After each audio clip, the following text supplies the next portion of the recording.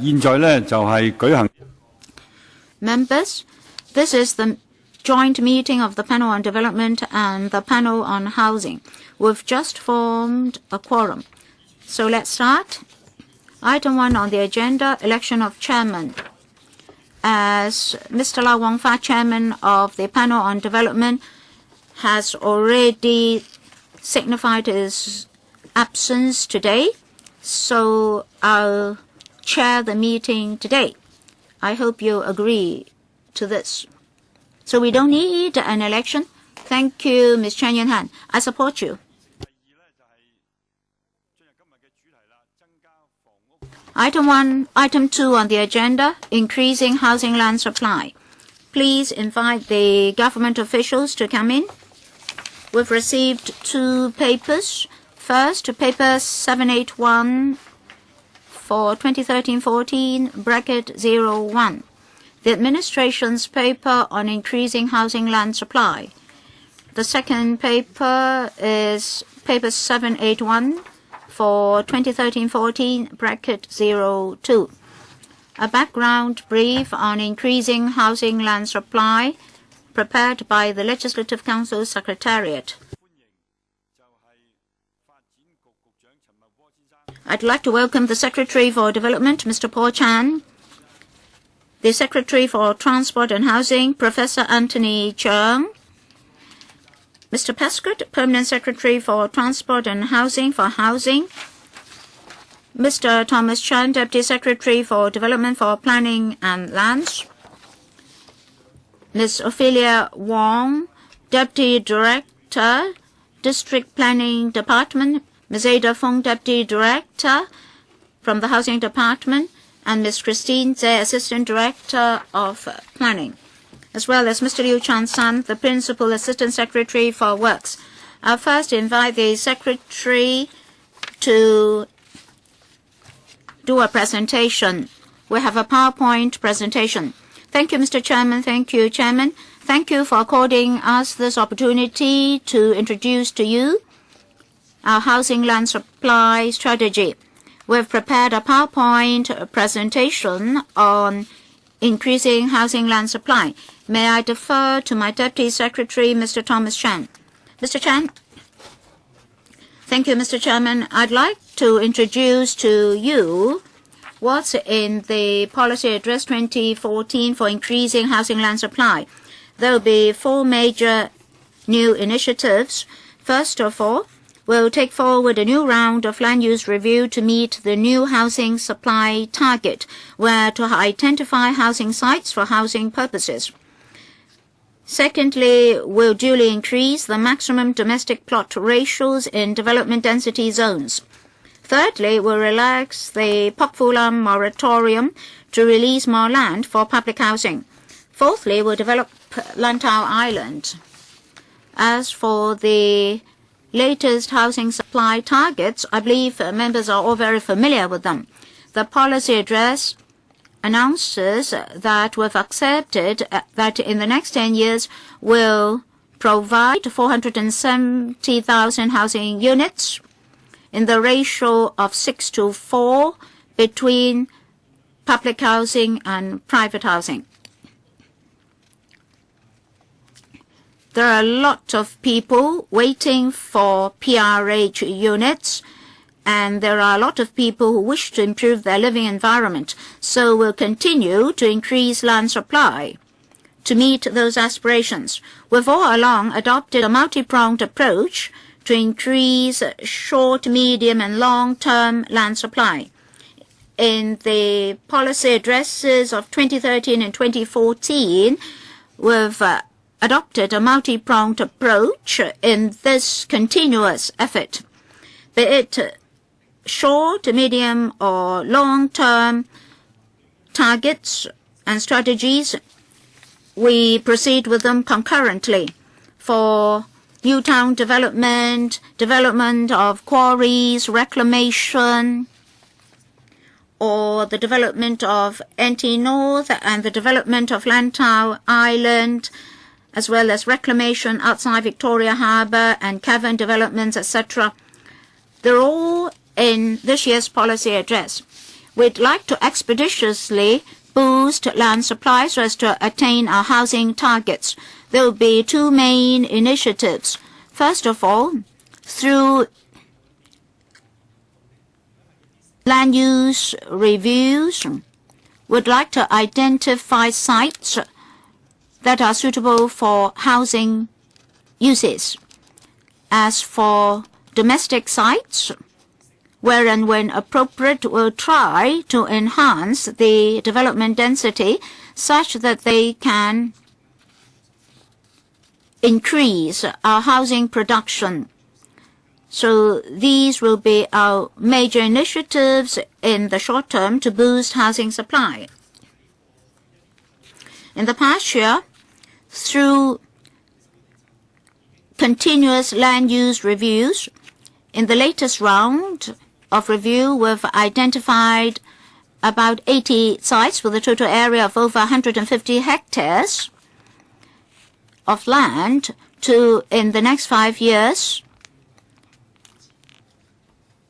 develop housing units for the production of about 89,000 flats. And these are new increases on top of the original reviews. Together with sites identified earlier on, there are about 150 sites available over the next 5 years to provide about 210,000 public and private domestic housing units. In today's paper to the joint meeting, we've explained these 150 sites and these 210,000 units, as well as their distribution and years of supply. In changing land uses, we'll observe the established procedures in terms of town planning. We'll ensure that the modified land uses will not bring forth unacceptable transport and environmental impact. We'll also take into account the infrastructure and community facilities in the districts concerned to make sure that they're adequate. So in the planning process, we'll take into account these aspects. We'd like to have support at the district level so that we can modify the land uses to satisfy our housing demands in terms of land supply. As regards the distribution of the 150 sites, they're shown on the slide here and also included in the paper. For these 210,000 units and 150 sites, in the next 5 years, they'll be gradually produced. Technical assessments, related procedures, and engineering requirements, etc., may cause certain changes and modifications. In any way, they'll be for housing production in the next 5 years. Another initiative is that where planning is possible, will enhance the development density so as to increase domestic space. We'd like to increase the living space of each site where and when possible so that we can boost the number of housing units to be built.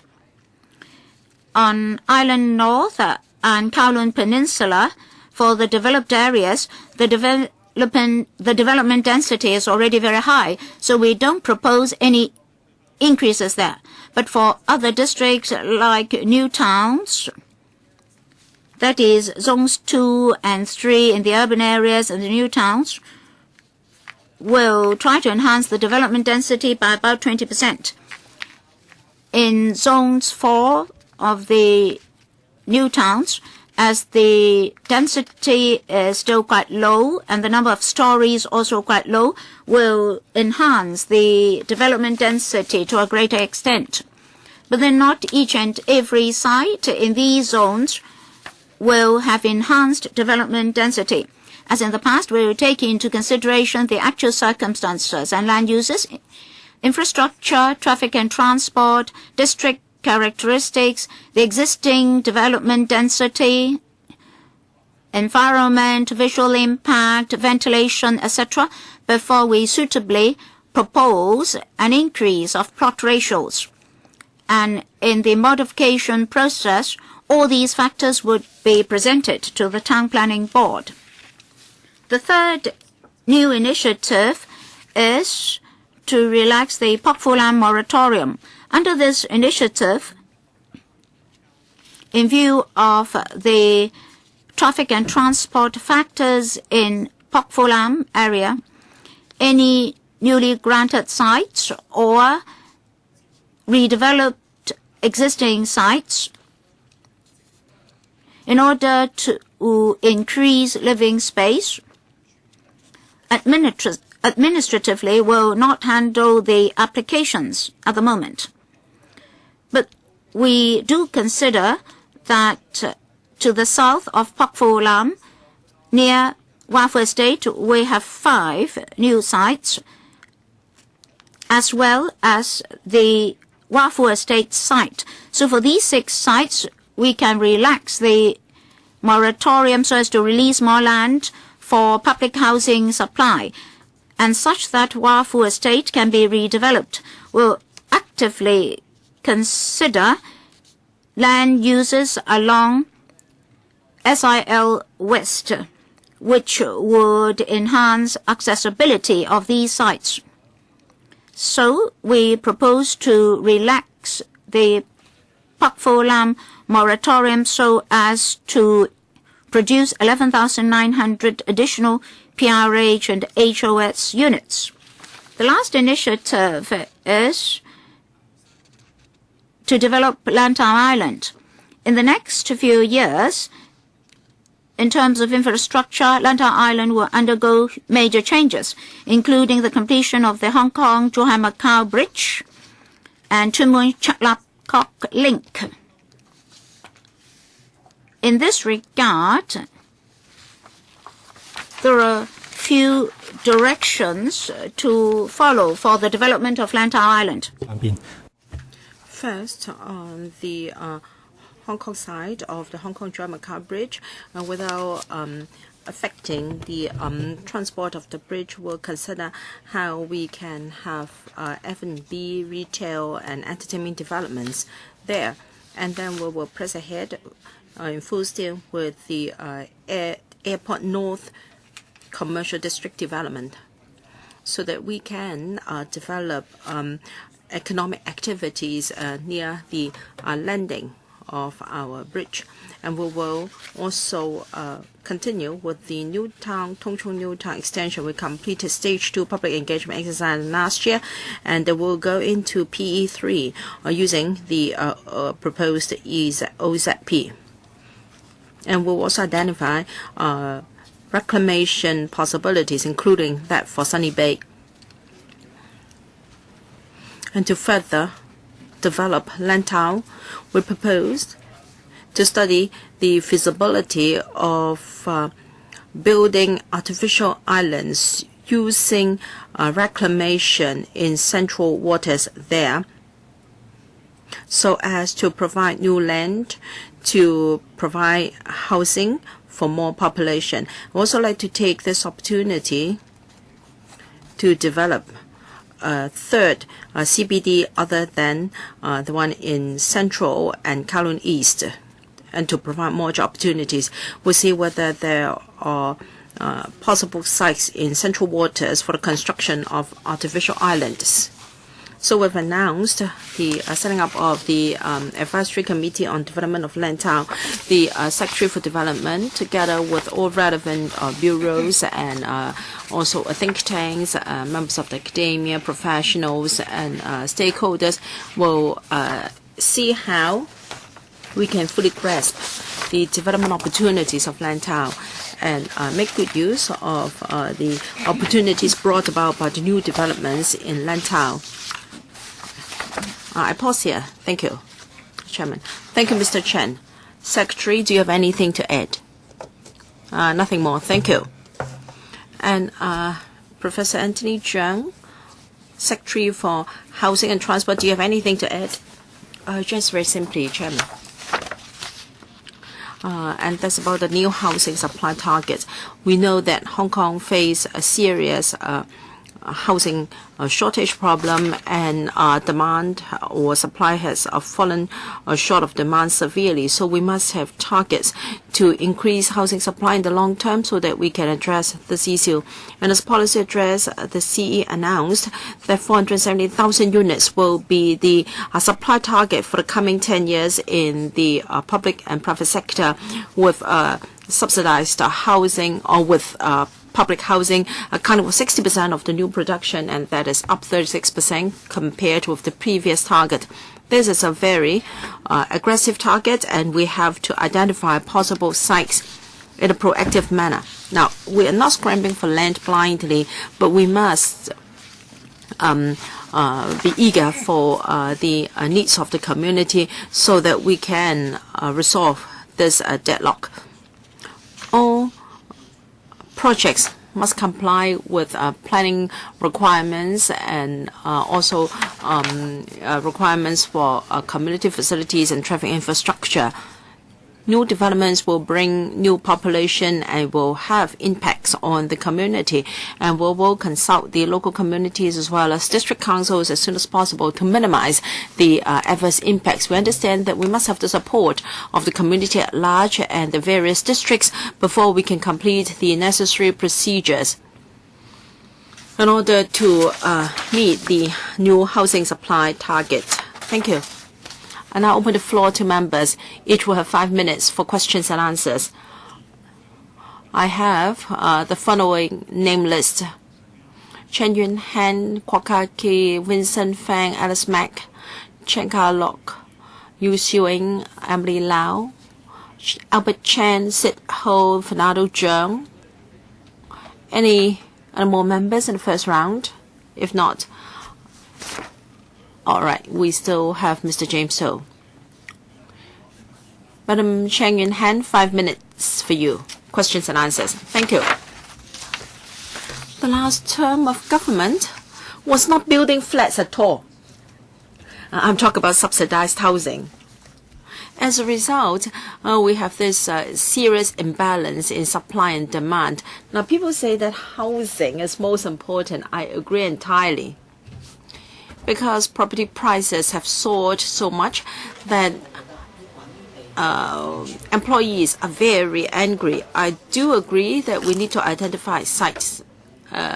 Some officials in the middle rank are working very hard. For instance, the Deputy Director of Housing, I know they've worked very hard because I'm also a district councillor. And Professor Anthony Cheung just made some remarks. Yes, you are indeed a professor. You said that the government was not scrambling for land blindly. Well, but objectively, you are giving people this impression. You say that you need the endorsement of district councils, but how do district councils feel? For instance, the chairman of Wong Tai Sin District Council. So instead of 1,000 odd, there will be 4,000 odd units in Tai Hom Estate. The whole Wong Tai Sin District Council finds it very difficult to accept. Yes, you are working very hard. And what will happen after there are more housing units? As said by the secretary, you will add to the burden of the local community. Now, you have decided to build lots of flats. This is correct. But if you overdo it, you will overburden the community as a result of the new population. You also affect the ecology and the environment. Why don't you work on existing estates first, such as Wang Fu Estate? Now, they are very happy now because you've promised in situ rehousing. So we're saying why you can't increase the plot ratio because of for that. Well, you said it's because of the transport problem. Why don't you improve it? I think Choi Hong is another good case for redevelopment. So you can increase housing supply in many of these sites, but you must have good coordination among government departments, in particular cooperation with the housing department. You want to redevelop Choi Hong Estate. We have a dozen or 10 blocks in Tai Ham Estate. I think they will support it if you want to change it to public housing estates. Many people will welcome that, and then you can use it for decantation. You will be able to resolve the problem of housing need and also traffic congestion. You have to reserve time for him to answer. I'm coming to it. Why can't you improve the transport so that you can improve traffic and transport and increase land supply for both sectors? Professor Zhang, the target of 470,000 units is not an arbitrary figure.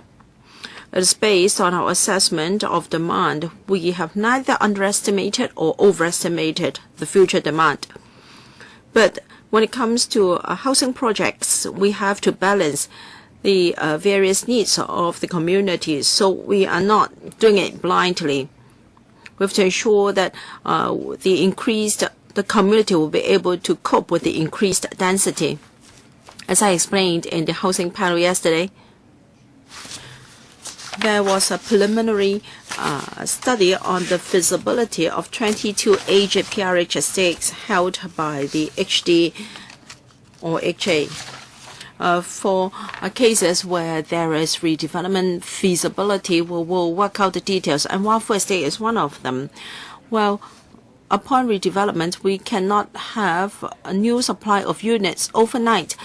It depends on whether there are decantation units available, and we have to move out tenants gradually, and there must be proper planning. Now, assuming that the government has started the start the ball rolling with Wafu Estate, why don't you consider other housing estates? There are many PRH estates that are rather old, over 40 years old, and their density are low. As I said, we have considered the redevelopment potential of other PRH estates. When we have mature plans, we will announce them. Thank you. Dr. Kwok Kaki. Well, it's it's not easy that we have both the secretary responsible for the flour and the secretary responsible for baking the bread to be here. Because even if the Secretary for Housing promises to build as flats, he may not have the land to do them.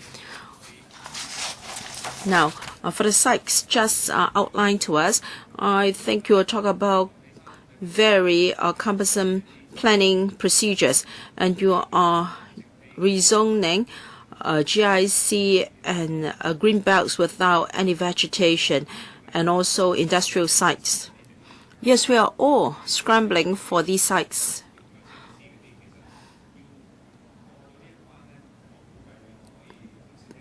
To complete the rezoning process, well, I think, as pointed out by Ms. Chen Yuanhan, all district councils are bound to object.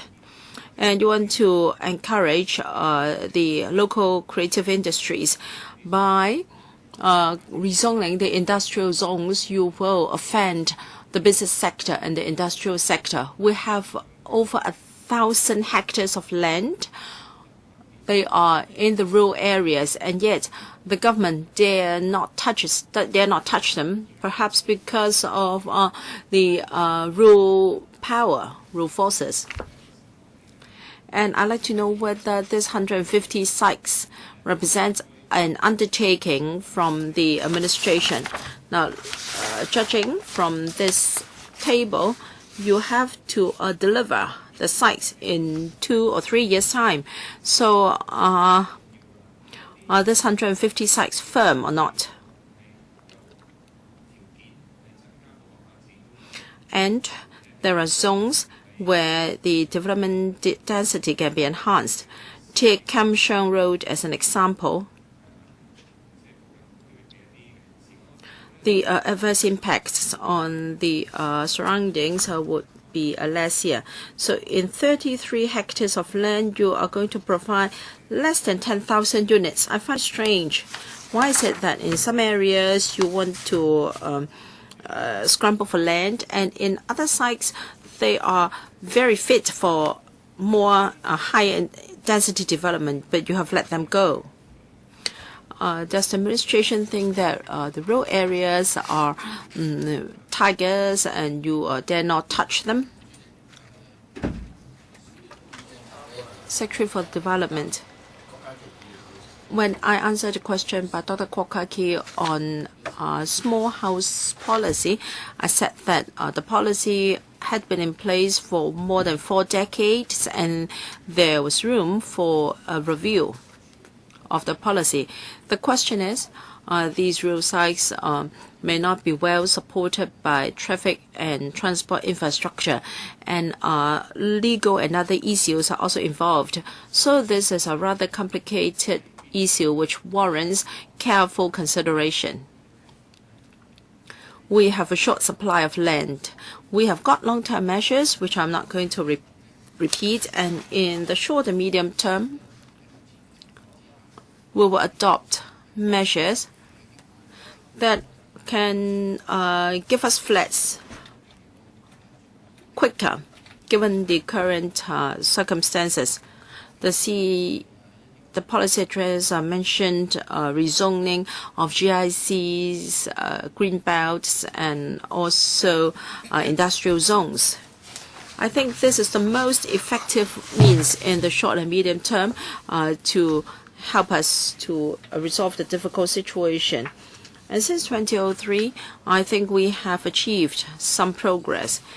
152 sites are listed in all 18 districts of Hong Kong, with the exception of two districts.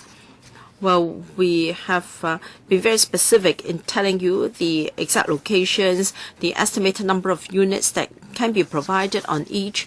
So when colleagues are trying very hard to identify possible sites in the whole territory for use in the short and medium term, we have certainly done our homework, and we have also done preliminary assessment before we come up with these figures. Therefore, when it comes to different districts, we'll take reference from the development parameters and other factors and discuss with district councils and local residents. Mr. Vincent Fang. Mr. Chairman, I have 3 simple questions. From the PowerPoint presentation just now, we can see that there will be 150 sites with potential. For these 150 sites, the procedures will be very complicated. For example, for the modification of drawings, expediting the development and enhancing the development density, for modification of land uses.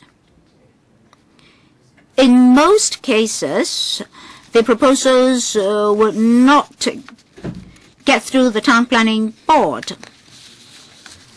So, for these sites, you need green lights throughout. Does the government have 2 sets of procedures to follow? Given the present time and circumstances, do you have any confidence in getting support for these 150 sites to be endorsed?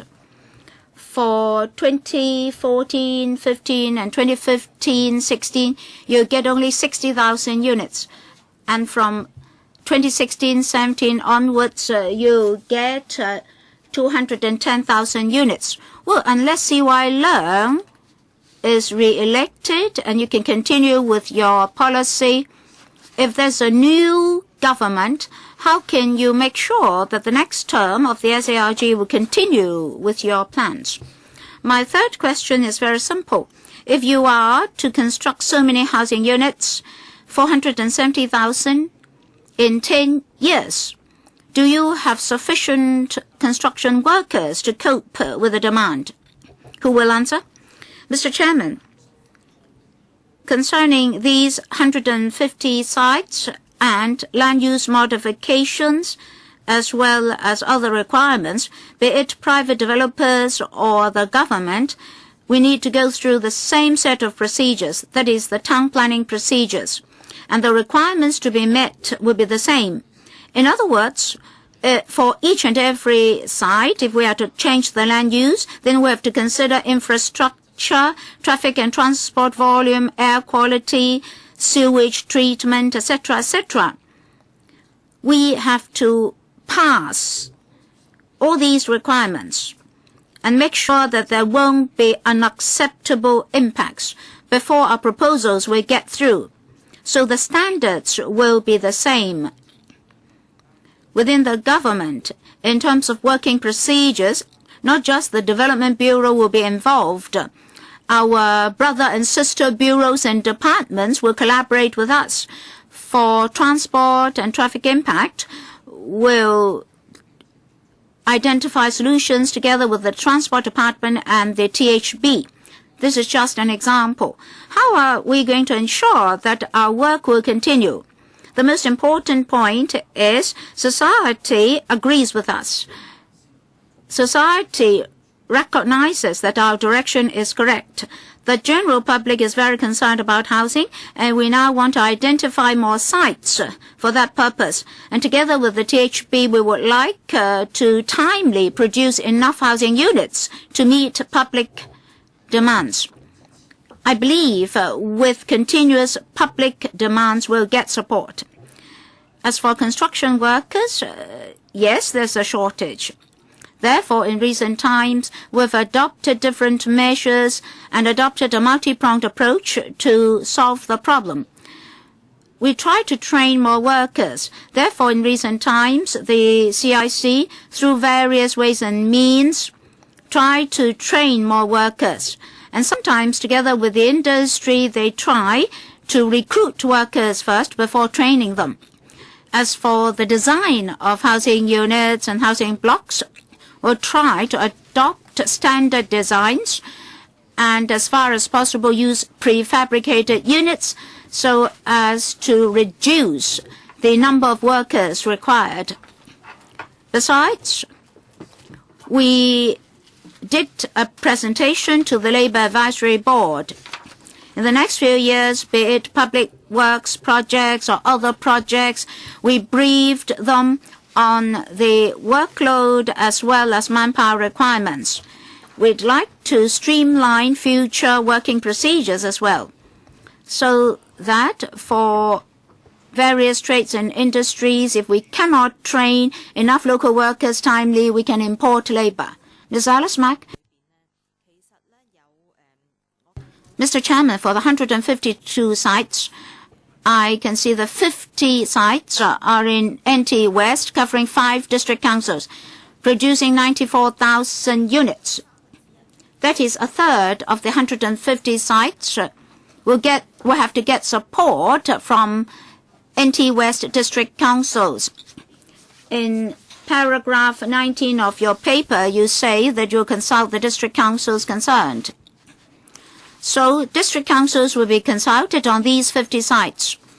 And if district councils have any views, half of the 215,000 units will be affected. If my calculation is correct, over 93,000 units may be affected. So, do you have confidence to get district support? Understand.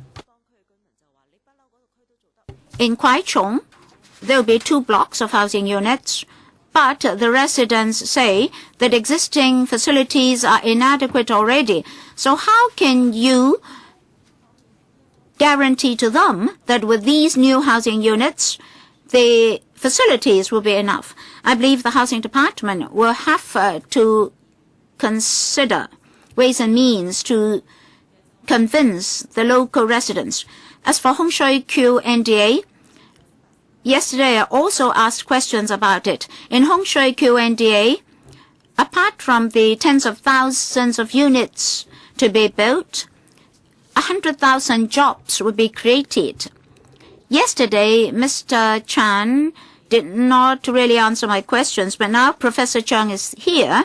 Now, for the 100,000 jobs to be created, half will come from the dozens of hectares of logistics sites. Will you assist us to have a healthy logistics policy? I'm not talking about a progressive policy. I'm talking about a healthy policy. You have to make sure that jobs are created. Otherwise, you'd better use the sites for housing units.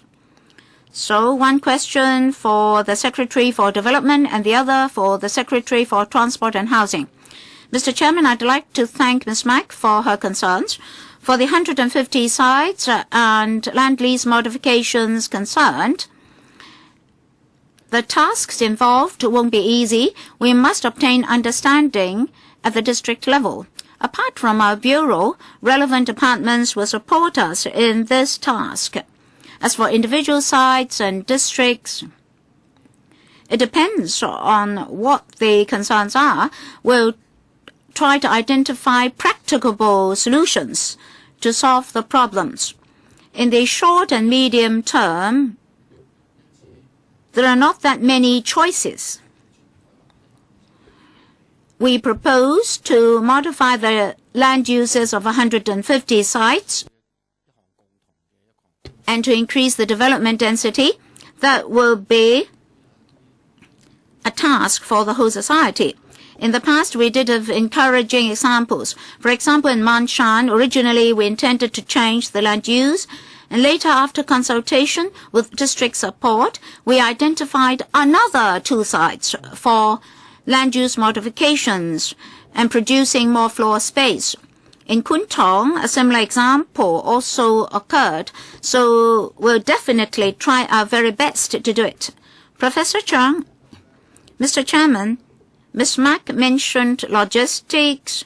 That's very important for Hong Kong's development because it takes up an important portion of our GDP.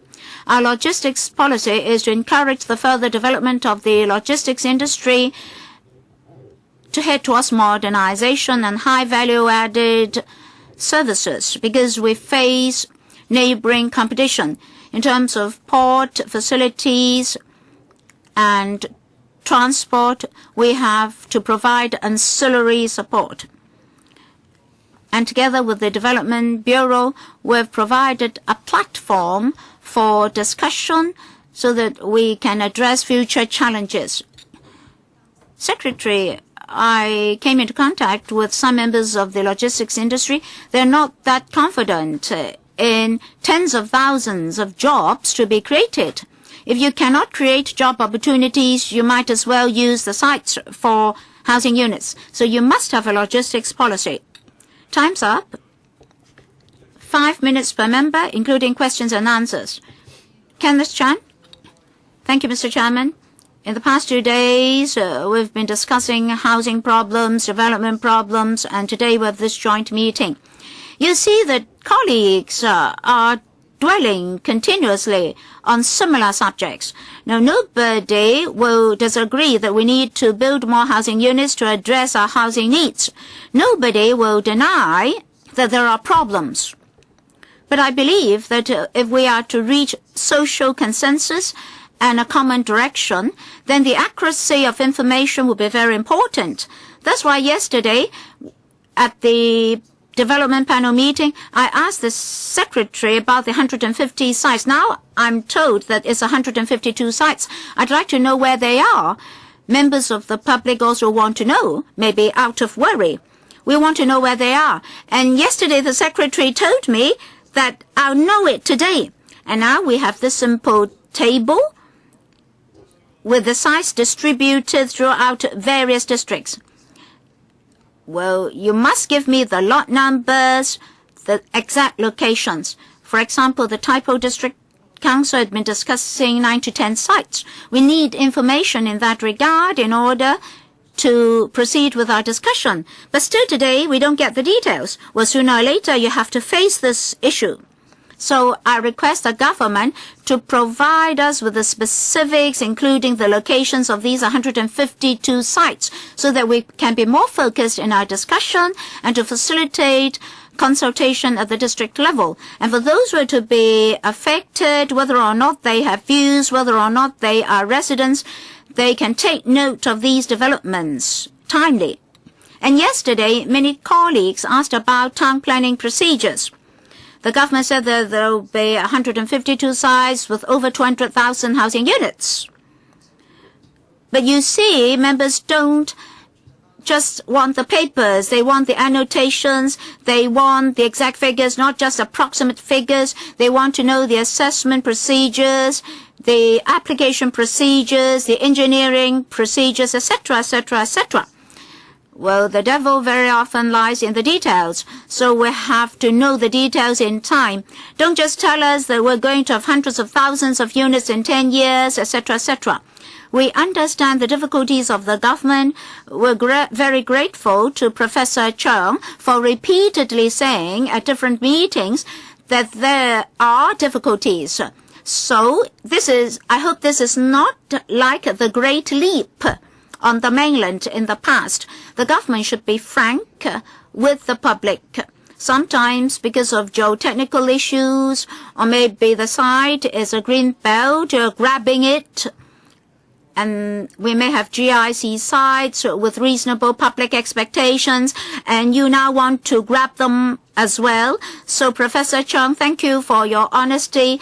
You say that you're not blindly grabbing land, but how are we going to explain to the lecturers and students of Baptist University that you're not grabbing the site from them? Well, Mr. Chairman, each colleague should give an opportunity for the government to know public opinion. The government should be humble enough to listen to public opinion. Professor Cheung, for the very specifics, when it comes to different landlords, when you visit the districts and interview the local residents, they will tell you that they feel that the government is blindly grabbing land from them.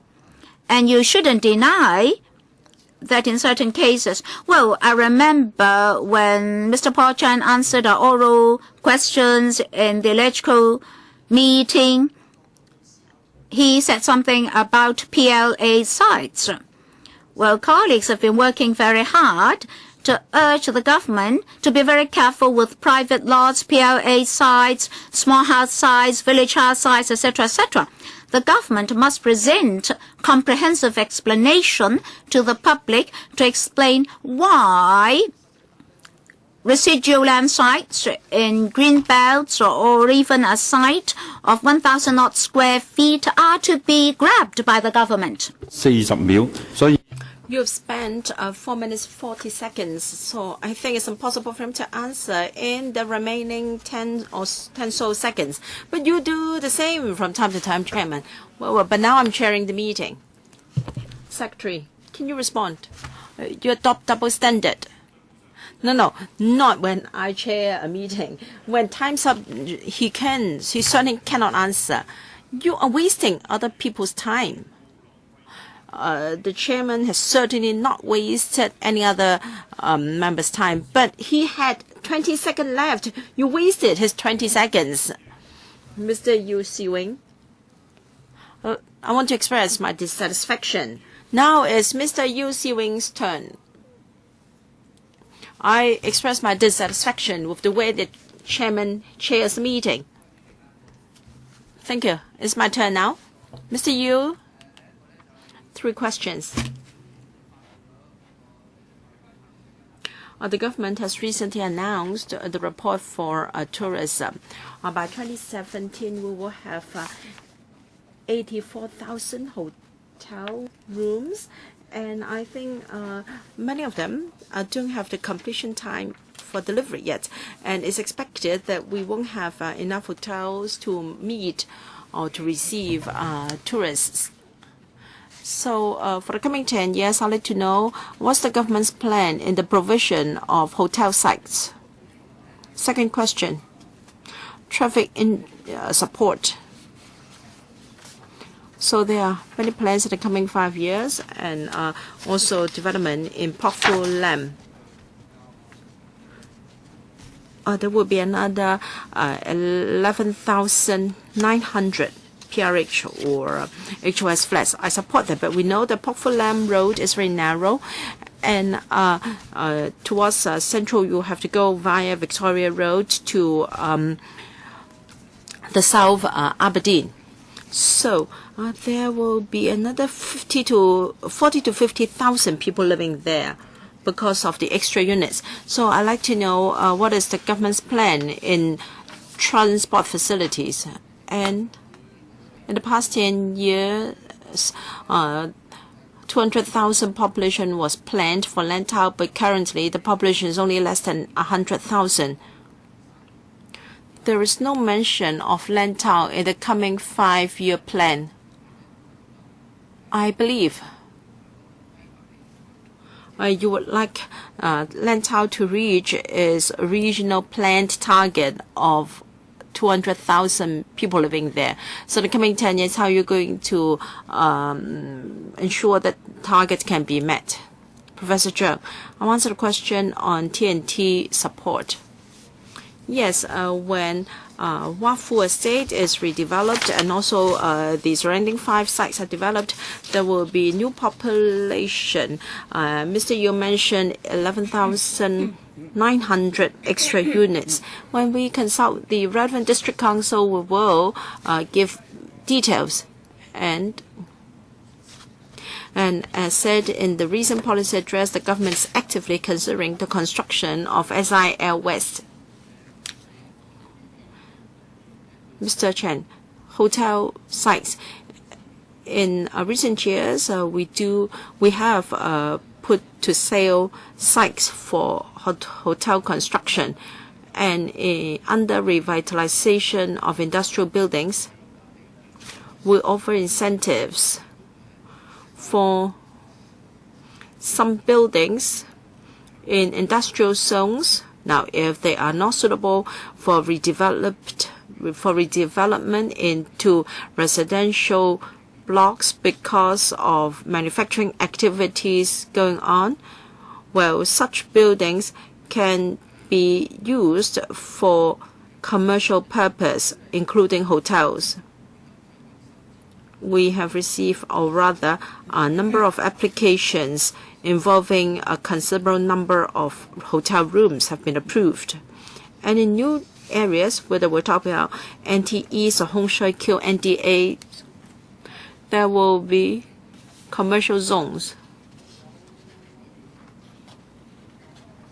where hotel development is possible.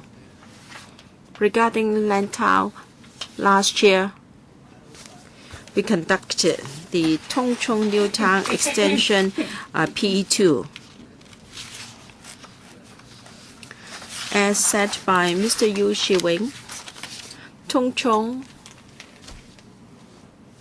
was originally planned for more population and more developments. Currently, the population is around 90,000. In our proposal to extend the Tung Chung New Town, we've got several options for the community, among which is to increase the population by 100,000 or so. And when Hong Kong Macau Bridge is commissioned, there will be an artificial island. We're also considering development in Airport North, and there will also be a Lantau to Moon link, which is a tunnel, cross-harbor tunnel, and that will boost the traffic links between NT West and Lantau. To put it simply, once the public engagement exercise this year is completed, we will release new plans for the community to discuss. Ms. Emily Lau, it's so helpful to have both secretaries present for this important issue. Not just helpful to legislators, but also to the administration, because they didn't know. They won't know. Otherwise, they don't know their respective position. We asked similar questions yesterday. Yesterday, I asked Mr. Paul Chen. Housing is an issue closest to the heart of the people of Hong Kong, and yet the administration seems to be rather helpless to give people the impression that it has got plans. I asked whether he has the energy to do it, and he said that I was not being fair. And then I went home to watch the news, and I saw Professor Anthony Cheung answering similar questions. The people were anxious and people had housing problems. Well, according to the figures, in the coming 10 years, well, 470,000 flats, 150 sites would only provide 210,000 units, a far cry from 470,000. Now that Mr. Professor Cheung is here, we are all concerned. And if what you do doesn't have the community support, that's a separate matter. But we are all very anxious about this problem. You have been in your post for more than a year. The public would like to see more housing supply and lower property prices so that people can afford flats. Now, I am not confident that you can really deliver. According to a member, it was no go in Kwai Chung, and then there were also problems in NT East. It said that both secretaries are not able to discuss with the community to come up with a consensus so that we can move forward. Now, if you cannot settle these matters, then we are doomed in Hong Kong. So I heard Mr. Paul Chen's answer yesterday. I'd like to hear from Professor Cheung to see whether he is confident. Well, as I said in the housing panel meeting yesterday, in 2030, the sites promised in the 2013 CE policy address, we have already got the sites to deliver the flats promised. And for the new targets in this year's policy address, we're working extra hard to identify new sites. We just gave you some figures, and that's the result of our hard work. Ms. Emily Lau said that we must discuss with the community. This is true. Without the community's support, we cannot do in terms of planning and other things. We do need the support of the community. There must be a dialogue with the community. Mr. Paul Chen, I said Ms. Emily Lau's criticism was unfair with some justifications. Well, since this term of government assumed office, we attached top priority to housing, and housing is a legacy of previous days. We have introduced special stamp duties and all the other measures to dampen the property market. In terms of supply, we have adopted all-out efforts to identify sites. Well, this paper said that there will be another 210,000 units, but there are other things. Perhaps members have forgotten about them. For instance, for sites reserved for other users that cannot be implemented now, then they will be used for more pressing needs. For instance, in Tai-Po, a site was meant for a private hospital. It is now rezoned for PRH use. And also in Queen's Hill, the site would be considered for private residential units. That's just part of our work. Last year, we said 36 GIC would be rezoned. 18 has already been completed. There are still 21 not mentioned in the last year's policy address, but they were identified in the process. We are now working to rezone the sites. In both June and December last year, in our land sale list, we have added some of these sites. So I think members should be fairer and should be kept abreast of latest developments. Mr. Chen, I think It's useless to discuss with a secretary that hoarded land and rented subdivided units. Questions of planning. It's a waste of breath. I said to the administration that it could consider using the 2,700 hectares of land held by the PLA. You should not allow the privileged and the powerful to take up precious land of the community. We've got 2,700 hectares of PLA land or Hong Kong garrison land left idle. You only see grass there. So land is being held by the privileged. Now you look at the sites here, you don't see land from the wealthy and privileged. Some of the sites were reserved for GIC, and you want them, you dare not touch the 2,700 hectares of land held by Hong Kong garrison and not the golf course and also the Fanning Lodge. So you are being lopsided in your planning, and you want further development in Tung Chung. You want to create another death trap there.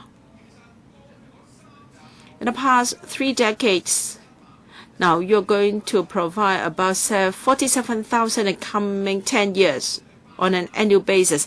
When in the past days, there were times when 80,000 units were built. And when CY Leung was the convener of the EXCO for 10 years, and he had done nothing to help our housing problem. So it is absolutely right to criticize him. He's been derelict in his duty. He is part of the cause of this imbalance in housing. For those who are laymen, they should step aside and allow those in the know or those who know how to do it to take control. So the government should go to new towns to identify sites, and please do not get GIC sites, because this will harm the local community eventually. I think this is just popular wisdom, and it's also administrative wisdom. In the past few decades, we've seen the tragic examples of poor development in new towns. In a new town, you cannot exhaust all land so that there could be no further development. This SDU Chen doesn't know history, and this poor leadership of CY Leung has caused hardship for Hong Kong people. This morning we had the PWSC meeting and also redevelopment of Yinghua College. In the past, redevelopment of a school only cost 100,000 million or so, but now it has soared to 400 million and even $600 million. So costs have escalated substantially. So you want to redevelop Wah Fu Estate, you must be wise enough. There are 9,000 odd units there. So you want to pull down 9,000 units. 9,000 units will be gone all of a sudden. Of course, you will do it in phase, but the cost will be very high. If you look at the latest construction cost indexes, and I think it is easier for you to build on new sites. In the past decade or so, we have seen problems in redevelopment, and we've been cheated by the government. The redevelopment of Yuen Long Estate and North Point Estate. The government said it would like to develop a site, and then the site was taken away from the PRH tenants, but then eventually we see deluxe units. I don't know whether CY Leung is blindly grabbing land for the building of deluxe units. History tells us that we've been cheated twice. So Professor Chung, for Wah Fu Estate, will you study very carefully whether or not it can address PRH shortage, and how can you ensure that PRH units will be built after the demolition of the estate? Professor Chung, yesterday when I answered Mr. Leung Kwok Hong's questions, I already said that Wah Fu Estate would be used for PRH purposes. Precisely, we have to plan very carefully for a while before we can announce the details, including the timetable, the number of stages for redevelopment, the total number of housing units to be produced, etc., have to be considered. Mr. To, thank you, Mr. Chairman. I'd like to ask Professor Chung this question. Now we're told that 152 sites have been identified for housing production in the next 5 years. But it's just empty talk at this stage for this 152 sites. For those estates that are to be redeveloped, we also have sites for land uses to be modified. Can you do everything in 5 years' time? Yesterday, Mr. Paul Chan said that you had to go through a set of procedures before you can change the land use for housing purpose. So distant water cannot extinguish a fire nearby. You are issuing a check. If you cannot honor that check, it will be the responsibility of the next term of the SARG, not you. For administrative measures that can be adopted immediately, for example, by way of legislative amendments, then you may be able to address the problem. You don't need to wait for distant water to come. I'm talking about rental control. In his Q&A session, the CE gave an absurd answer. He said that if there's to be rental control, landowners will not release their units, and then rentals will rise. According to the CE's logic, now we should have a lot of units released by the landowners, and then the rentals should drop. But history tells us that rentals were soaring. In the past, you may use the same amount of money to rent a 300-odd square feet unit, but now you can only rent a subdivided units. Well, I think rental control is controversial, and the government may not be able to do it immediately. But sometimes it may not be money that matters. If you can do something about rental control, people can live more happily. For example, the termination of tenancy agreements. At the moment, the requirement is a month's notice. If you have a 3P or 4P household, if it is given a 1-month notice to move, it will be even more miserable than the Tiananmen Square incident. How can they move in a month's time? So at least this notice requirement of 1 month should be extended to 3 months or even 6 months. Why? Because if the landlord has a longer time to consider the midterm changes, then he may not terminate the tenancy agreement. He may not leave his unit vacant. Rather, he'll try to identify long-term, good-quality tenants. Then tenants won't have to move once every 2 years. And then if the tenants have a stronger bargaining power, given this prolonged notice of 6 months or 3 months, the tenants will benefit, but the landlords won't lose out.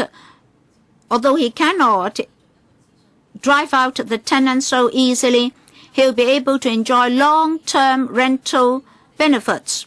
So at least you can do that, and then we can go to rental control as well as rental subsidy. Professor Chung, concerning rental control, be it rental adjustments or protection of tenancy, in the consultation exercise for the LTHS, we had listened to the views of the public and various political parties. As Ms. Ho said, rental control is controversial, and yesterday at the housing panel meeting, we said that we would consider the positive and negative experience elsewhere in the world. Both the government and the LTHS steering committee have a worry about the resultant behavior of the landlords and tenants. Mr. To, if the government is not going to do that, we'll do it. It's very convenient for us to move a private member's bill because we just need to change one figure, that is to change 1 to 3 or 6. And this will not lead to any public expenditure or increases in public expenditure. Secretary, any supplement? No, because yesterday I already explained the situation. Next, Dr. Fernando Chang. Thank you, Mr. Chairman.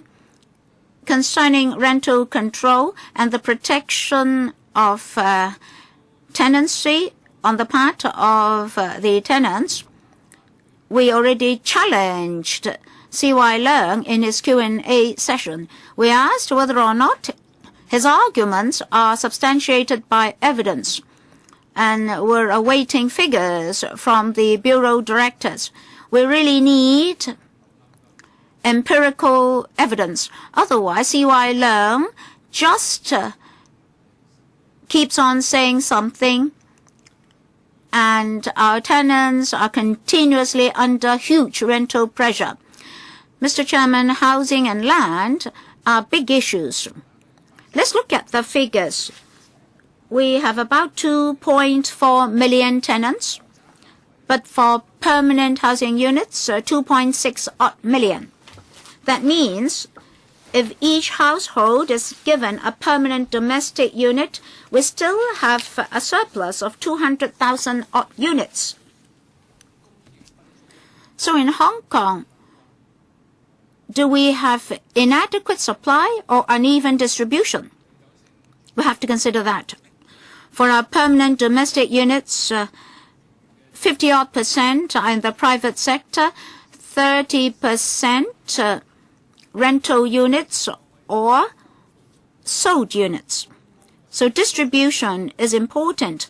For PRH and subsidized units, they can resolve the issue because there's no problem of distribution, because each household will get one unit. Our housing production target should emphasize more the public sector. The ratio of 6 to 4 is not enough. In the private sector, how many units are to be produced and whether or not the distribution is uneven, we have no say. So you should build more units in the public sector. For the 470 units, I think on the average we should get 23,000 per year. Now we only see 20,000 per year, and HOS flats just 8,000 odd. Given the supply in the public sector, given the 230 to 240,000 applicants on the waiting list, you never be able to meet their demand. And from your paper, we don't see that you are trying to develop those sites that are ready for development. Many of our colleagues mentioned the military sites, private clubs, vacant school campuses, STT sites, old PRH estates and their redevelopments, small house sites, or civil servants, cooperative societies. If these sites can be released, 20,500 square feet flats can be produced. But you are eyeing the green belts, and NT-North residents will also be directly affected. So on this whole matter, your direction is wrong. Last year, the audit, well, let's not talk about too long ago, for the public housing issue, there are 12,400 vacant units. And for the 4,000 odd rented units, 20% were left vacant for over a year. And then for those available for allocation, the vacancy rate is also very high, a few thousand, and sometimes it took 5 months to several years to refurbish certain flats.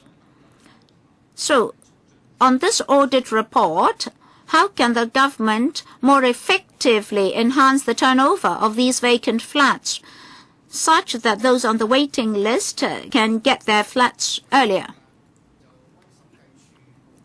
My reply is simple. Concerning the audit report, at PAC meetings, we already explained clearly that is not like what the report said.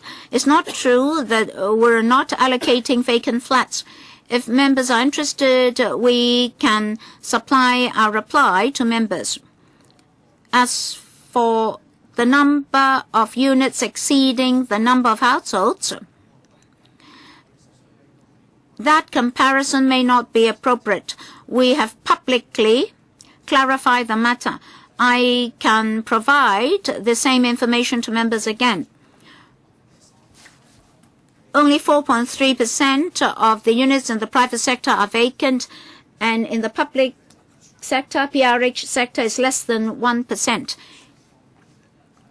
So it's not true that the usage rate is not effective enough. Well, how can we ensure that the market will make best use of our land? We really need to consider. II.II and Leung Kwok Hung, as well as Chang Lai Wan, have signed up for the first round. Now 5 minutes per member, including questions and answers. If a member has spoken for 4 odd minutes, then there will be no time or insufficient time for the government to reply. All right, II.II, Leung Kwok Hung, and Chang Lai Wan. 5 minutes. Q plus A. II.II. Mr. Chairman, today the government is saying that there are 152 sites. We want to know the exact distribution. For example, the specific locations of these 152 sites and their existing conditions. For example, are they consulting the district council concerned? Are they going to the town planning board at the moment? So we would like to know the time required for actually making these land sites available. So I'd like to have these information. Yesterday and today, when we discussed land use, the government is actually taking away land sites from local communities. And our colleagues told the government that it should pay off its debts. And Ms. Ada Fong said that we have large enough sites.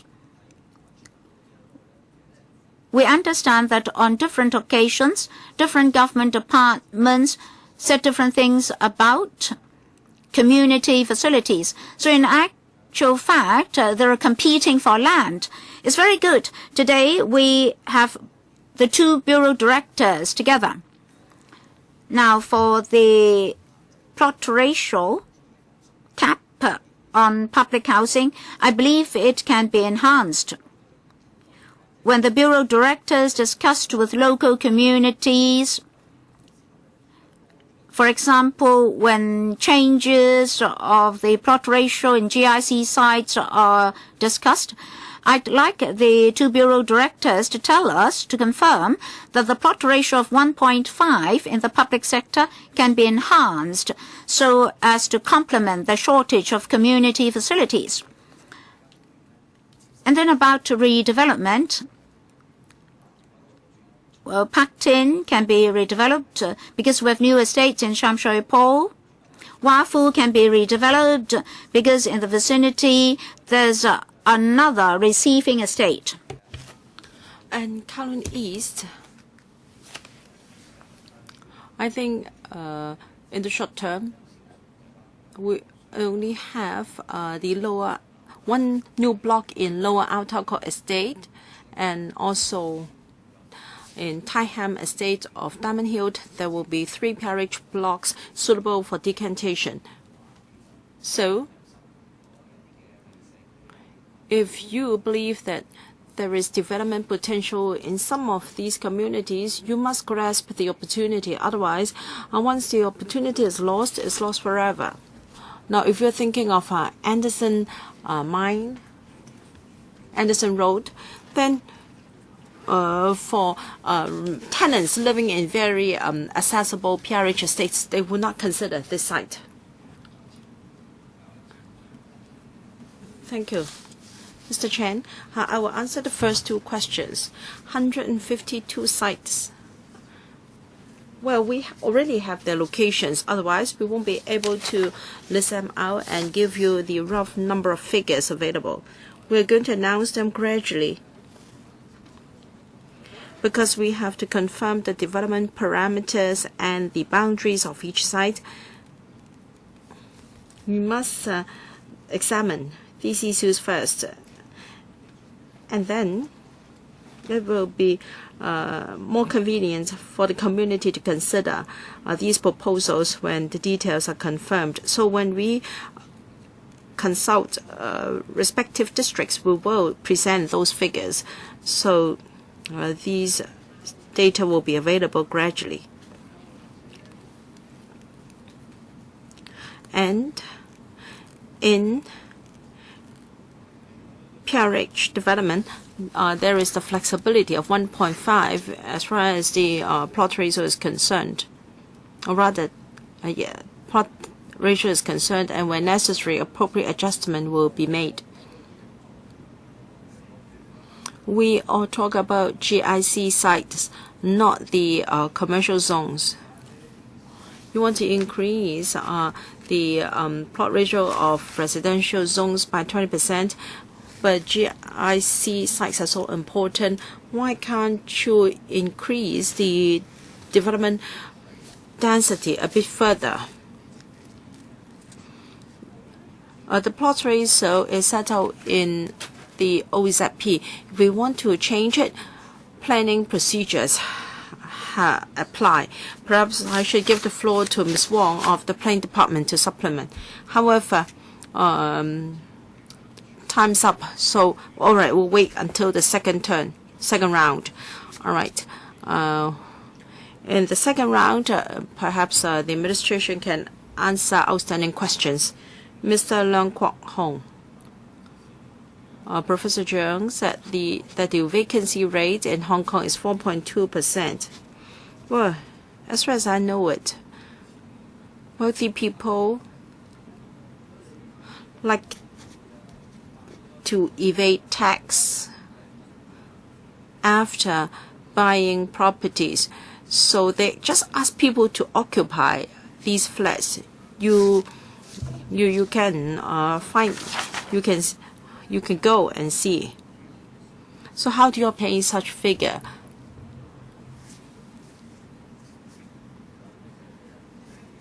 Please, after the meeting, tell me. Now, I know many such cases. If you want to meet these people, I can show you. If you say that you're going to recover the PRH flats, they can show you. I can show you. Rent control, I think the CE took that question too lightly. He lectured. Mr. Leung Yu-chung and I failed to understand why he did not answer back.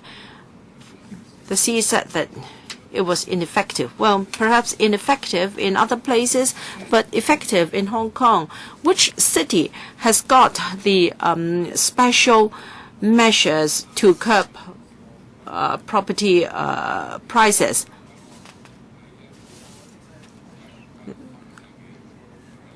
Well, they are so harsh. At the beginning of this century, we had 10 measures to curb the speculation of, or we had 10 measures, and one is to do away with rent control. So property prices have soared so much that you adopt special measures, the special stamp duty and buyer's stamp duty.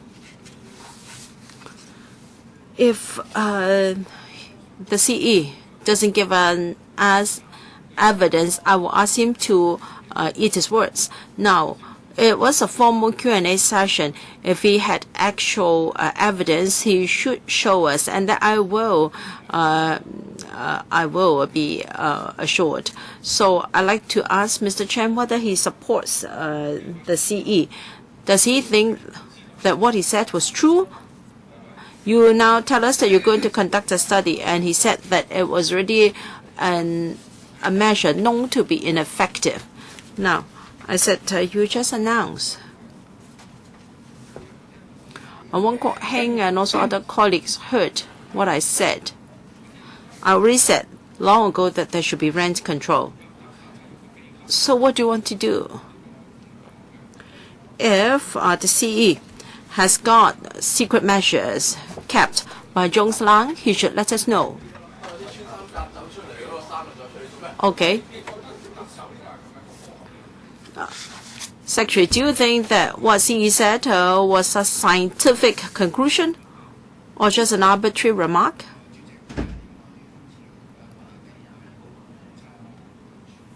Well, the vacancy rate was due to from information of the Census and Statistics Department, or rather, the Property and Valuation Agency.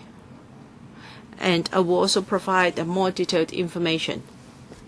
The question of rent control, if we check literature, views are diverse. Some say that rent control does have an impact on rent and also supply of flats. All right, I don't need the secretary to answer. C.Y. Leung is neither a scholar nor someone lecturing in the university. He is an administrator. He has to tell us whether rents have escalated after the abolition of rent control. He cannot just give me literature to support his stance. I can show you lots. I think it is for C.Y. Leung to make an assessment and judgment. Are there other cities where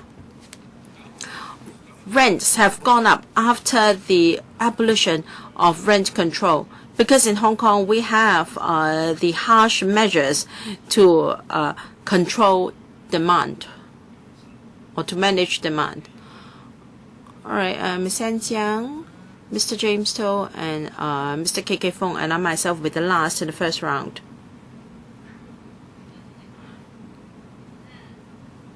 Ms. An Jiang, thank you.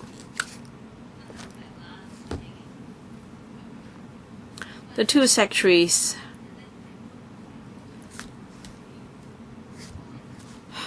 have a very challenging job for them.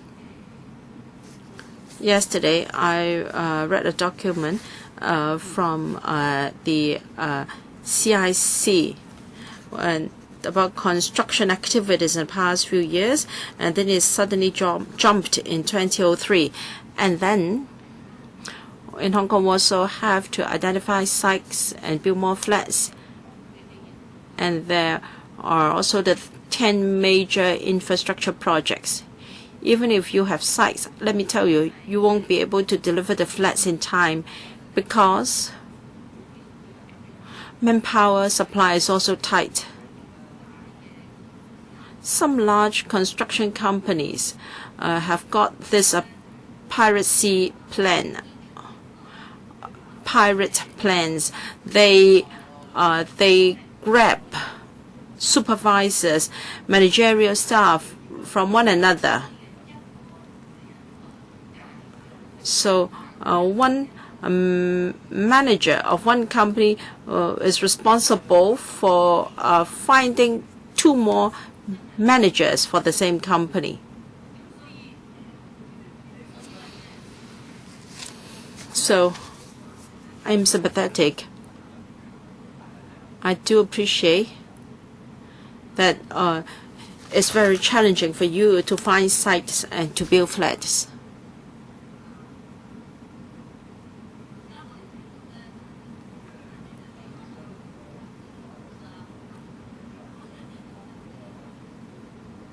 Well, I've been to different PRH estates. I went to Kaiching estate. It's quite good.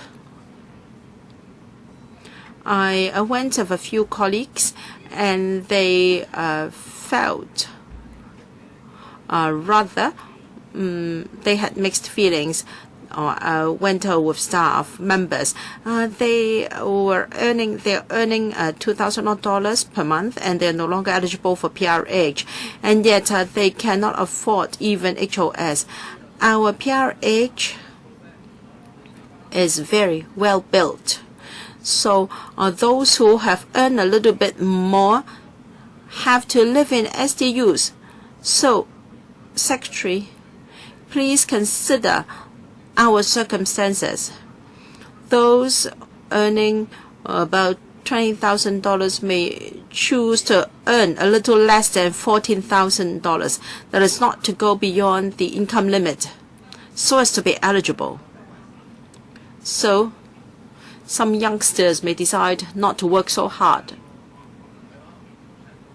They don't want to have any chance of moving upward. And secondly,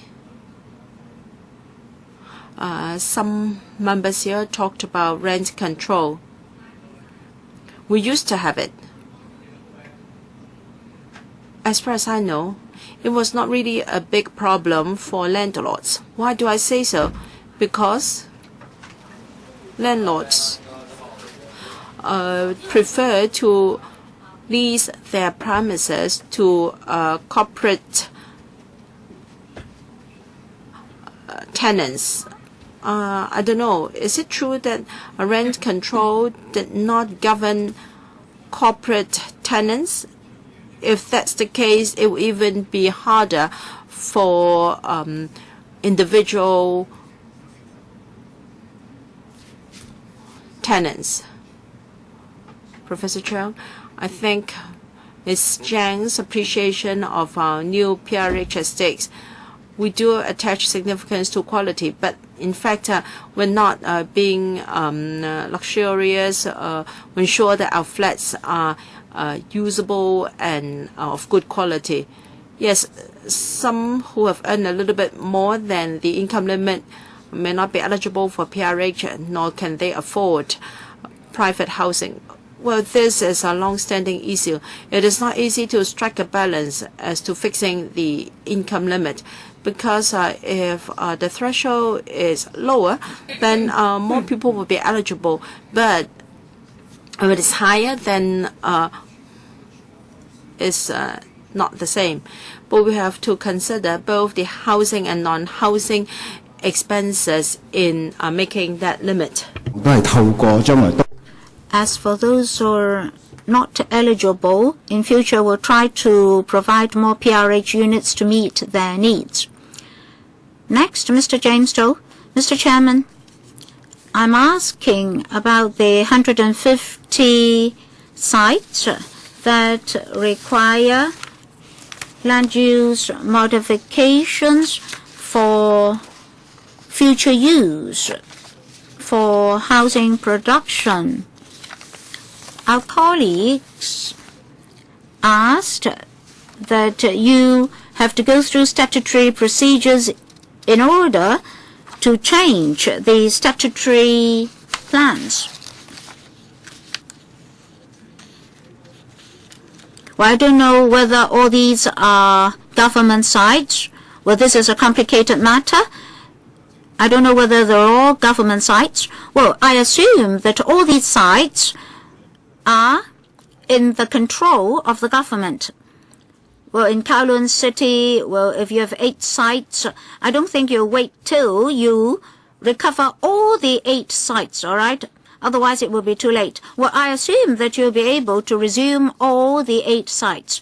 By the side of these 8 sites, there are private lots. Now, if you are to change the statutory plans, are you going to change the whole plan concerned, or you only apply for modifications for these 8 sites?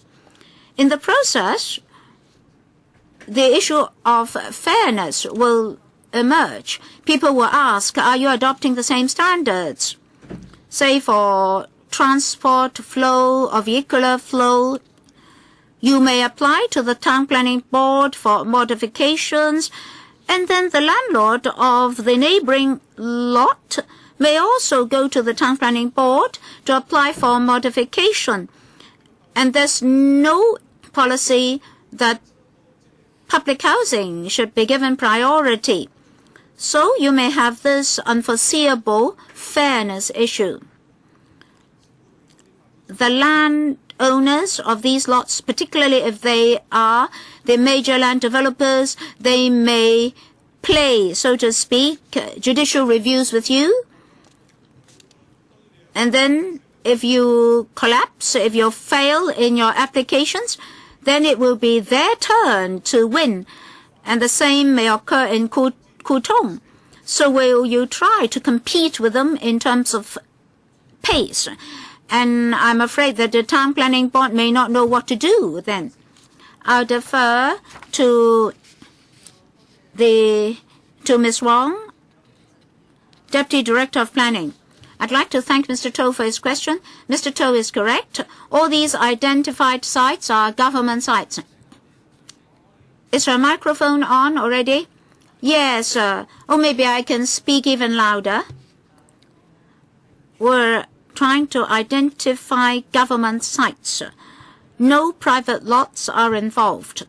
But just now the Bureau Director already said that the government policy now is to enhance the development density. Of course, there is this issue of fairness. If the development density of government lots can be enhanced, should the same be applicable to private lots? We carried out a whole series of studies on transport, ventilation, environment, sewage disposal, etc., and discovered that if a particular site can afford to have all these modifications, then if private landlords are to go to the town planning board, if they can assure the town planning board that they'll be able to meet the same requirements with no adverse impact, the town planning board will allow them.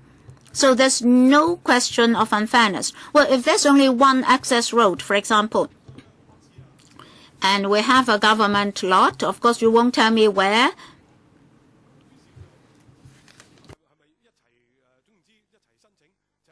So are you saying that both the landlord of the private lot and the government will apply to the town planning board concurrently?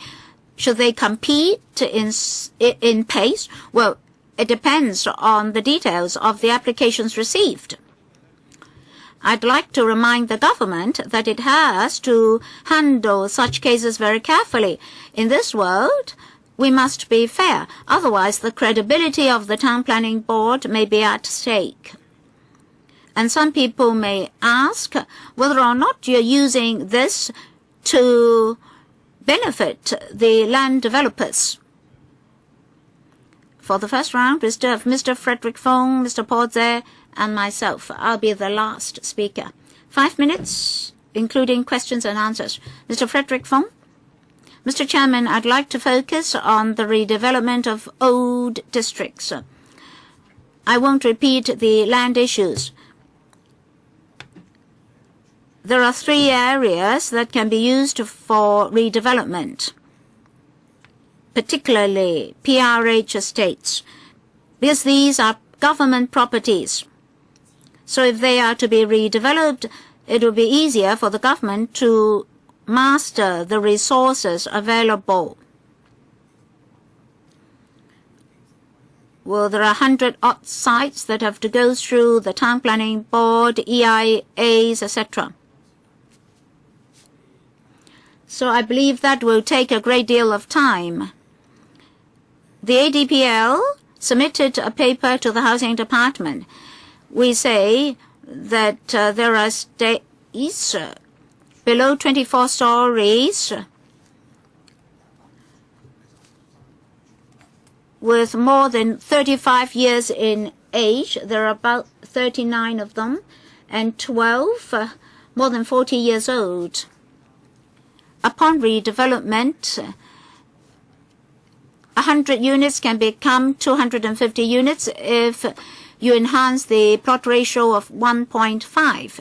But the problem is you have to move the kaifongs elsewhere first, phase by phase, until the whole estate is vacated. If you have new land sites, it would be easier. I'm more familiar with Kowloon West. In Kowloon West, there are 4 such estates. In the next 5 years, in Kowloon West, new estates will be completed. I think that's a very good starting point. Well, 4 estates are to be completed, and we have so many estates that are more than 35 years old. For the redevelopment of Wafu Estate, is it the result of the ADPL proposal? Apart from Kowloon West, there are also 2 other estates in Kowloon City. The 2 estates in Kai Tak have already got population intake. In fact, many years ago, we already talked about the 2 estates in Kai Tak. And then Tai Hang West Estate, with decades of history. They're only 8-story blocks with no lifts, and elders cannot go down to the streets. And once I met Mrs. Carrie Lam, and she learned that some elderly kaifongs were very miserable, and she said that she had to do something, but nothing was done. And concerning the air paths, the aircraft pathways, you should expedite the redevelopment of old estates. I think HA Housing Society and URA should collaborate in this whole redevelopment exercise.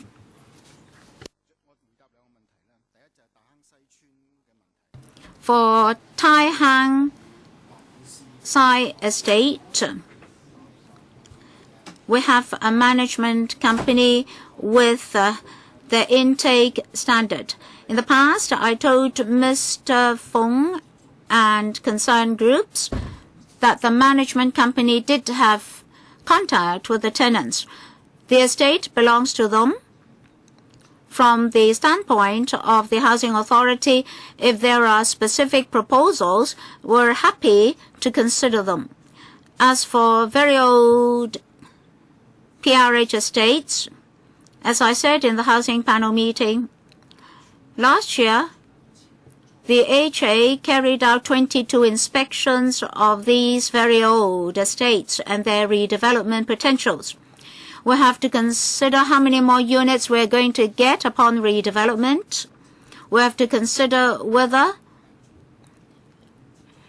there are decanting resources in the vicinity, and in the course of redevelopment, the number of housing units will immediately drop. That's the immediate result, because the tenants have to move out first. So we really need to make more arrangements in terms of the specifics. As for Wafu, there is this moratorium, and we propose to relax it. Next, Mr. Porde. Mr. Chairman, we're short of housing and land supply.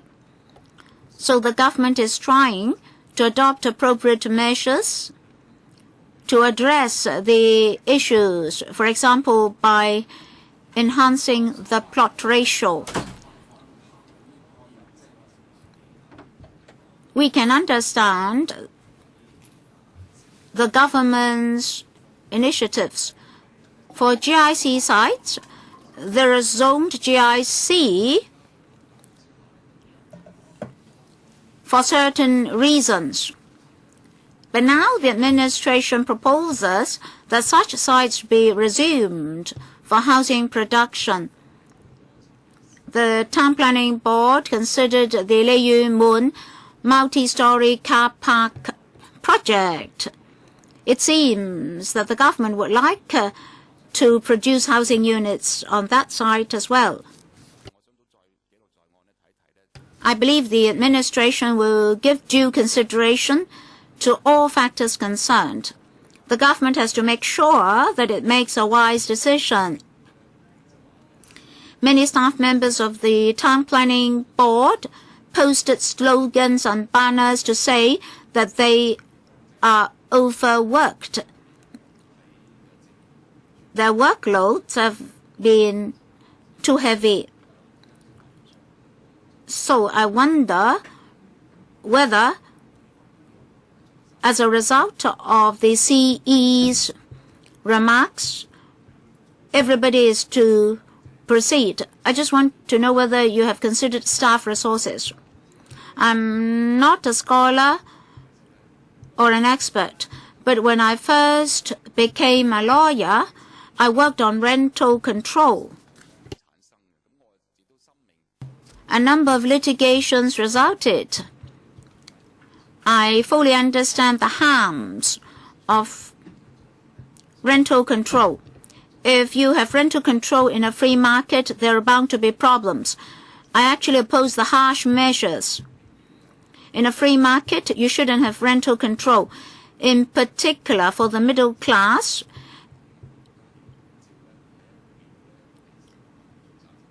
properties may be their sole lifelong asset. As for Hong Kong property for Hong Kong people, it seems that nothing is mentioned about that now. Has it been dropped? Who will answer? Mr. Chairman, considering this Hong Kong property for Hong Kong people pilot scheme, last year we sold a site in Kai Tak. We noted that the number of non-locals purchasing Hong Kong properties has been dropping. For this Hong Kong property for Hong Kong people policy, we now consider that there's no imminency. And we're conducting a review in a number of respects. And then, as the Bureau Director, I'm very grateful to the colleagues of the Planning Department. I understand that they have been working very, very hard. I'd like to thank them for their support. Because during this period, housing and land are very hot topics in society, and I'm grateful to their hard work. We've got the support of the FS in increasing manpower for them.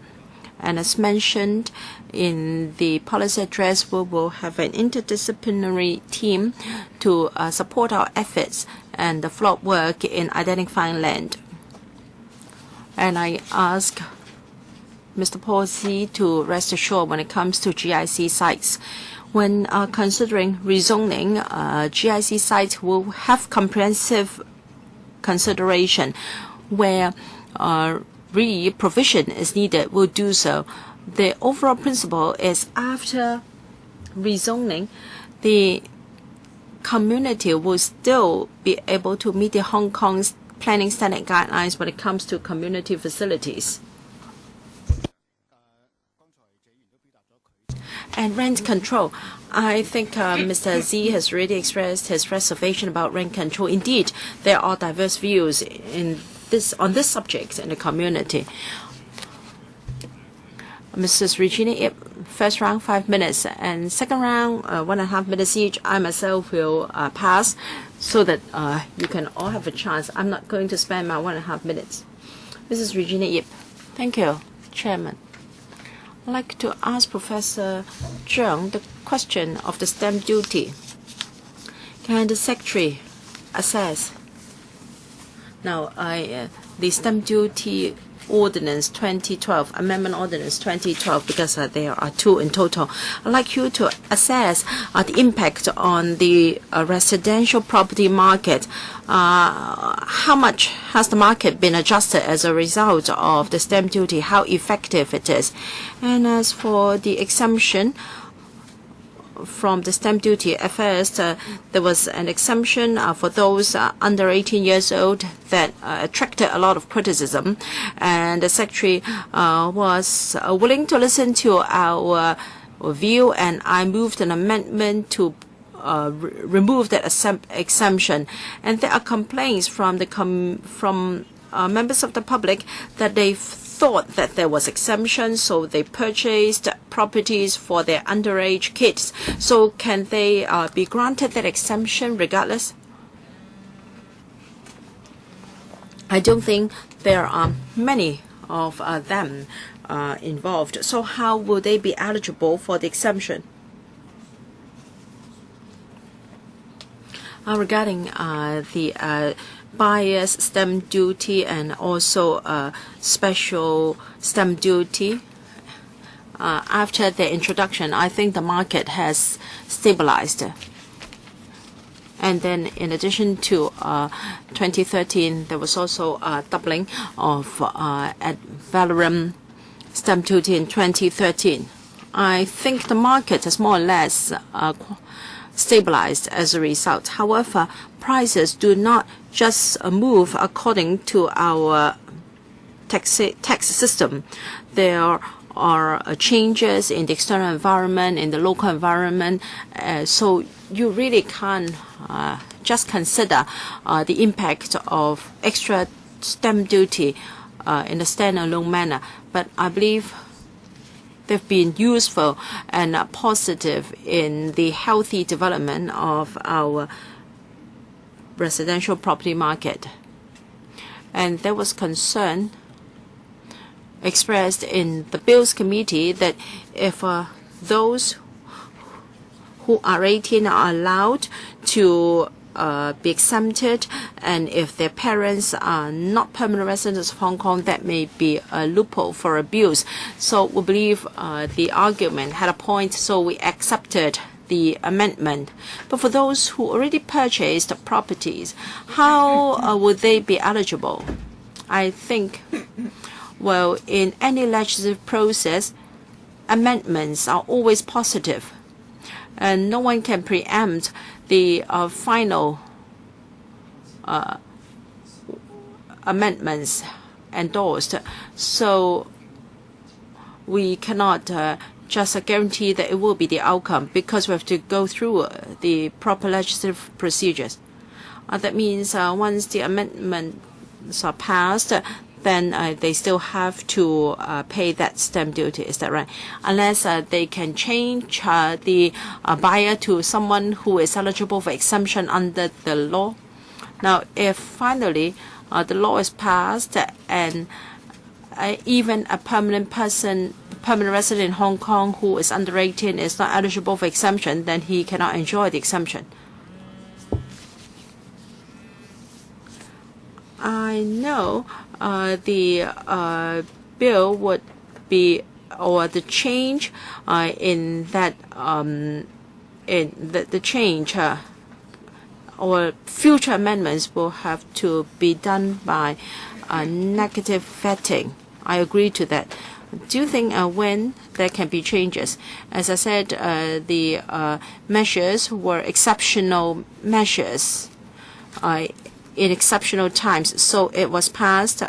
It would be passed by negative vetting, so that when there are sudden changes in the economy or in the market, we can adjust the rates as soon as possible. However, we cannot easily quantify the factors. We cannot say simply that it will be in place for a year or half a year, because we do not have a crystal ball to gaze into the future. As I said, the government is willing to go back to LegCo and share with members our recent latest assessment after the law has been implemented for some time. We're in the second round with 3 members. I'll give up my time. Myself, Mr. Wu Chiwai, Ms. N. Zhang, and Mr. KK Fung each have 1.5 minutes for questions and answers. Mr. Wu. Well, my question is on plot ratio.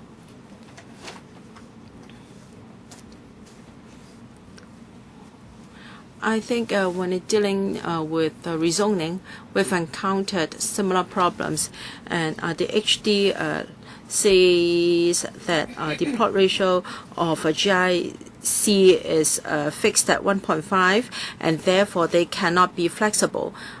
If there is no official position in the government that there can be real flexibility, then the Town Plan Board cannot approve the relaxation of plot ratio from 1.5 to 6 for community sites. So you have to make it clear, otherwise you will be creating more conflicts, and you will encounter more difficulties when trying to rezone sites. Madam Wong. Thank you. This plot ratio of 1.5, I think you're talking about OZP of Kowloon, because in OZPs of Kowloon, there is a limit on plot ratio 7.5 for residential zones, non-residential zones 1.5. So I think you're referring to this. It's not that all GICs have this limit of 1.5 in plot ratio. And how do we consider this limit of 1.5? We're talking about non-residential users covering commercial and some GIC zones.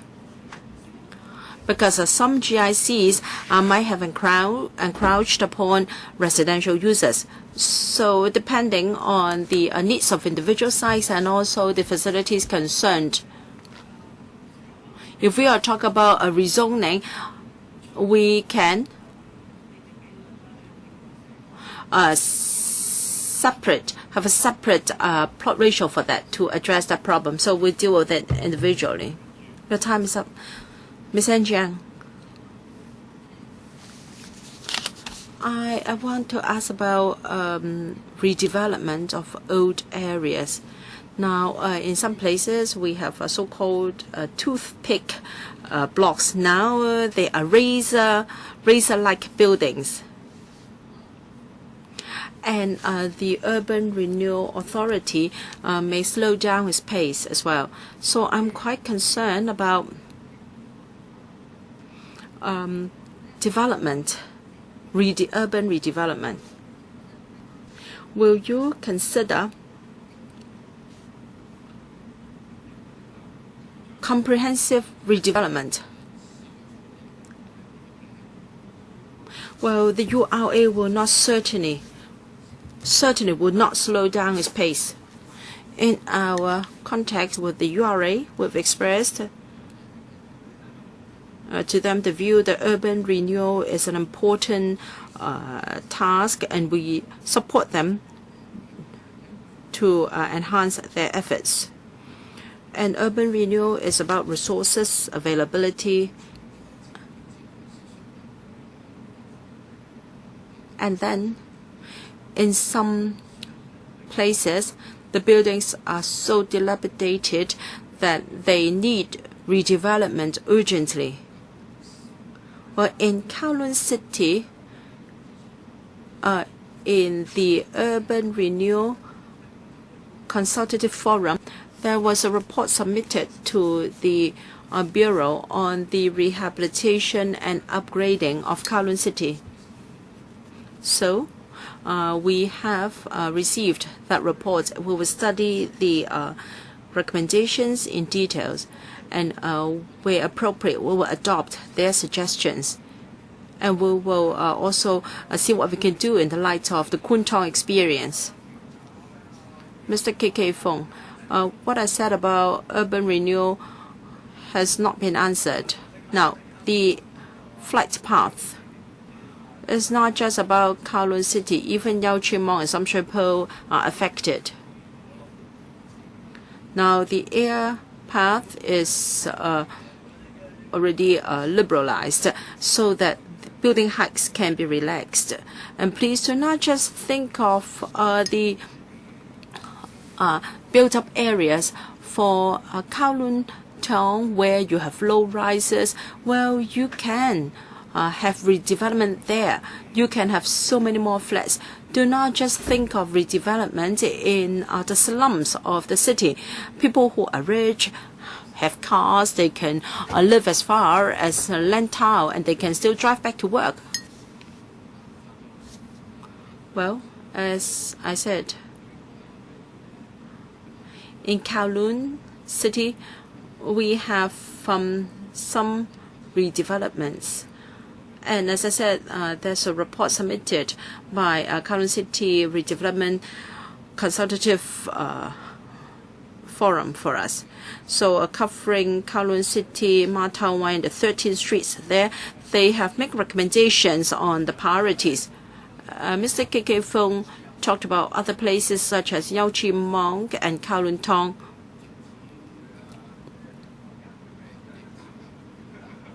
This is not just about height restriction. I agree that we should think about these places. And I also agree that comprehensive redevelopment will have to take into account traffic and transport infrastructure.